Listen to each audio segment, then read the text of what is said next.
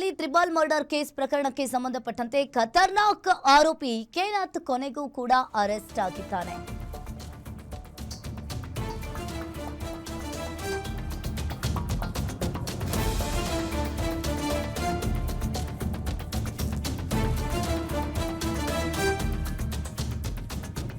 ಕೆಆರ್ಪುರಂನಲ್ಲಿ triple murder case ಪ್ರಕರಣಕ್ಕೆ ಸಂಬಂಧಪಟ್ಟಂತೆ ಖತರ್ನಾಕ್ ಆರೋಪಿ ಕೇನಾಥ್ ಕೊನೆಗೂ ಕೂಡ ಅರೆಸ್ಟ್ ಆಗಿದ್ದಾನೆ. ಪುದುಚೇರಿಯಲ್ಲಿ ಕೆಆರ್ಪುರಂ ಪೊಲೀಸರಿಂದ ಬಂಧನವಾಗಿದೆ.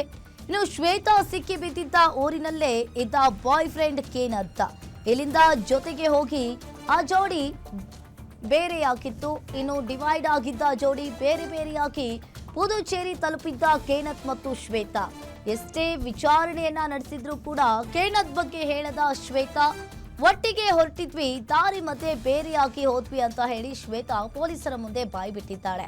ಆದ್ರೆ ಇಲ್ಲಿ ಶ್ವೇತಾಗೆ ಬಂದಿದ್ದ ಲಾಸ್ಟ್ ಕಾಲ್ ಲೊಕೇಶನ್ ಅನ್ನ ಪೊಲೀಸರು ಬೆನ್ನತ್ತಿದ್ದಾರೆ. ಟವರ್ ಲೊಕೇಶನ್ ಆಧಾರದಲ್ಲಿ ಕೇನಾಥ್ಗೆ ಪೊಲೀಸರಿಂದ ಬಲೆ ಬೀಸಿದ್ದಾರೆ. ಇನ್ನು ಪೊಲೀಸರಿಗೆ ಸಿಗಬಾರ್ದಂತ ಹೇಳಿ ಬೇರೆ ಬೇರೆ ಸ್ಥಳದಲ್ಲಿದ್ದ ಜೋಡಿ ಕೊನೆಗೂ ಕೂಡ ಪುದುಚೇರಿಯಲ್ಲಿ ಲಾಕ್ ಆದ ಹಂತಕ ಜೋಡಿ.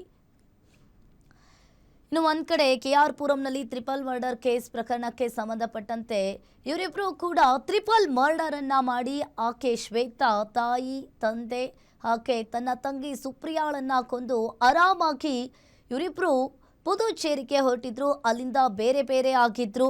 ಇನ್ನು ಫಸ್ಟಿಗೆ ಶ್ವೇತಾ ಸಿಕ್ಕಿ ಬಿದ್ದಿದ್ದಾಳೆ. ಇನ್ನು ಕೇನಾಥ್ನನ್ನ ಹುಡುಕ್ತಾ ಇದ್ರು. ಈಗ ಶ್ವೇತಾಗೆ ಮಾಡಿದ ಲಾಸ್ಟ್ ಕಾಲ್ ಅನ್ನ ಪರಿಗಣಿಸಿ ಅದರ ಲೊಕೇಶನ್ ಅನ್ನ ಆಧರಿಸಿ ಈಗ ಕೇನಾಥ್ನನ್ನ ಪೊಲೀಸರು ಅರೆಸ್ಟ್ ಮಾಡಿದ್ದಾರೆ.